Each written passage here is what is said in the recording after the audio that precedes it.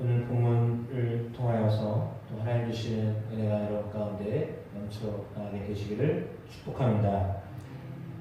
하나님의 아들 예수님은 이 땅에 인간의 몸을 가지고 오셨습니다. 하나님이 몸을 가지고 이 땅에 오신 이유에 대하여서 사람들에게 말씀하실 때 하나님의 영광을 보여주시고 또한 복음을 전하기 위해서 오셨습니다. 스스로 낮아지심으로 낮은 자와 소통하고 싶으셨습니다. 그렇게 낮은 자세로 사람들과 소통하는 능력을 소유하는 성도가 되기를 주님 우리에게 간절히 바라고 계십니다. 그렇다면 우리는 어떻게 소통할 것인가? 첫 번째는 상대방 중심의 소통을 해야 합니다. 오늘 본문에 보니까 이른 아침에 자기 이웃을 축복하며 도리어 저주가 된다라는 말씀을 하고 있습니다. 말하는 사람의 의도보다도 말을 듣는 사람의 느낌이 더 중요하다라는 것입니다. 타인을 축복한다는 것은 사랑의 행위는 맞습니다. 그럼에도 불구하고 타인의 잠을 방해하면서 타인에게 저주처럼 느끼게 된다면 그것은 축복이 아니라 저주의 행위가 된다라고 하는 말입니다. 사람들은 말을 주고받다가 분쟁이 나면 저도 그런 말을 많이 하지만 의도한 게 아니었다, 자신의 의도가 아니었다라고 하는 그런 변명을 많이 합니다. 그러나 말은 사람의 의도보다도 듣는 사람에게 어떻게 전달이 되는가가 중요합니다. 아무리 좋은 의도로 말을 해도 듣는 사람이 불쾌감을 느꼈다라고 한다면 어쩌면 그 말은 실패한 말일 수밖에 없습니다. 그러므로 말하는 사람이 듣는 사람의 입장을 충분히 헤아려서 자기의 의도를 제대로 전달하는 것까지는 말하는 사람의 책임입니다.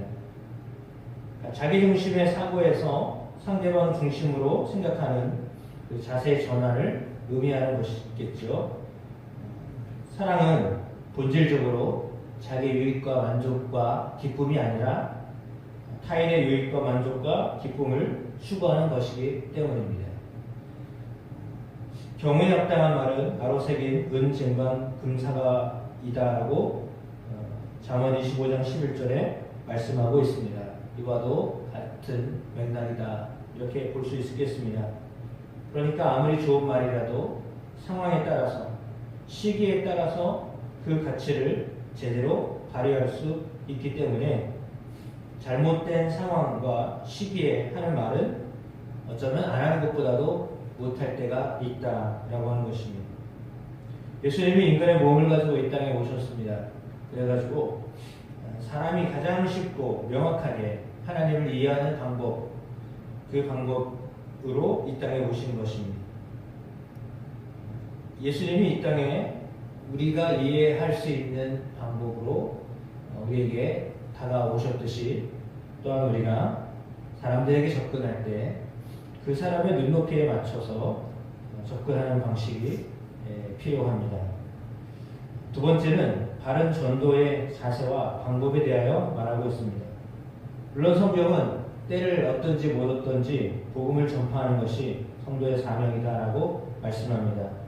그러나 시도 때도 없이 아무 데서나 큰 소리로 복음을 외치는 것은 좋은 방법이 아닙니다. 듣는 사람이 똑같은 아까 그 상대방 입장에서 소통해야 된다라고 했듯이 듣는 사람이 불쾌감을 느끼거나 예의가 없다고 여긴다면 전하는 내용과 상관없이 거부감을 갖기 때문이죠.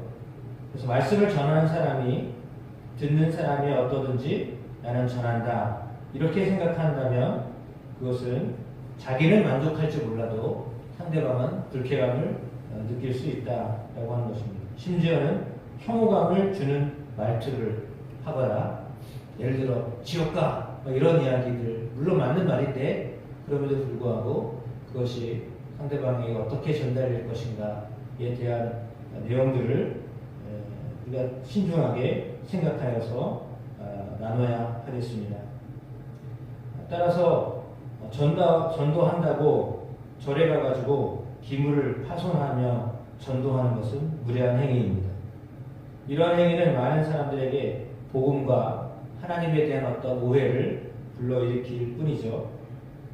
듣는 사람 입장에서 말씀을 전하는 사람이 진정으로 사랑의 마음으로 자신에게 복음을 전한다는 느낌을 받을 때 마음을 열고 그 전하는 말씀에 귀를 기울이게 될 것입니다.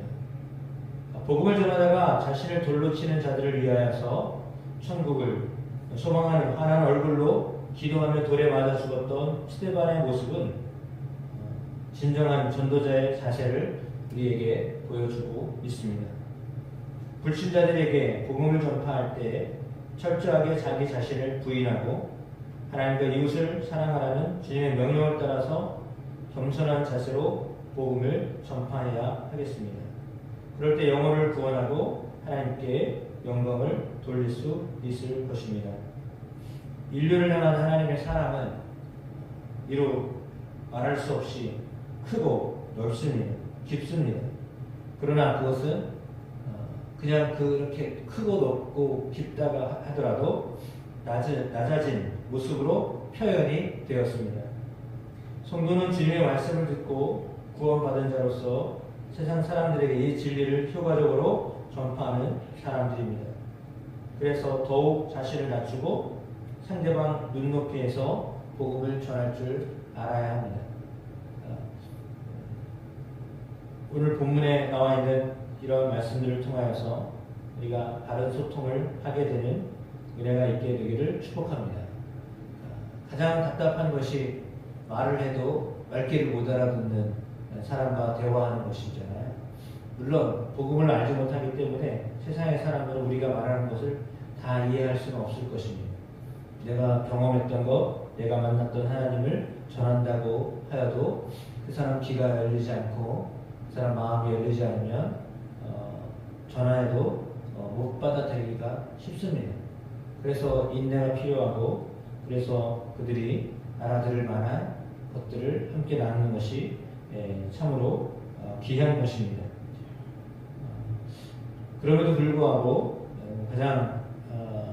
가장 좋은 방법은 아마도 그 사람의 입장에 서서 그 사람이 필요로 하는 것을 생각하고 그것들을 함께 고민하고 또 해결하고자 하는 마음으로 접근하게 되면 그러면 하나님은 그 사람의 마음을 또한 얻을 수 있도록 인도하여 주실 줄로 믿습니다. 그래서 대화는 분명히 상대방의 입장에서 충분히 고려하여 하는 것이다 라고 하는 것을 오늘 본문의 말씀을 통하여 우리에게 가르쳐 주고 있습니다. 21절 말씀에 도가니로 오늘 풀무로 금을 칭찬으로 사람을 단련하느니라 라고 했습니다. 그래서 어떻게 보면 칭찬 전도법이라고 하는 내용도 있지만 우리가 사람을 얻고자 할 때, 특별히 불신자를 구원하고자 할 때 그에게 좋은 이야기들을 많이 하고 또 격려하고 축복하는 이야기들을 시기적절하게 잘 감당하여서 그의 마음이 복음을 향하여 열리는 은혜가 있게 되기를 주님의 이름으로 축복합니다. 그렇게 하면 망해, 그렇게 하다가 지옥 가, 이 말이 아니라 예수 믿으면 천국 가, 이렇게 하면 복을 받아 라고 하는 같은 의미여도 그 사람이 듣기에 마음을 열 수 있는 그런 귀한 대화법이 또 우리에게도 훈련되고 또 그것이 적용되는 귀한 날 되기를 축복합니다. 기도하겠습니다. 하나님 감사합니다. 이 새벽에 눈이 왔습니다. 하지만 주의 전에 나와 기도함으로 하루의 일과를 시작합니다. 주님의 말씀을 듣고 이 말씀에 순종하여 살기로 다짐합니다. 순종할 수 있는 능력과 우리 가운데 은혜를 더하여 주옵소서. 무엇보다도 상대방 입장에서 말하고 축복할 수 있는, 칭찬하고 그 사람을 하나님께로 인도할 수 있는 우리의 삶이 되도록 도와주옵소서. 예수님의 이름으로 기도합니다. 아멘.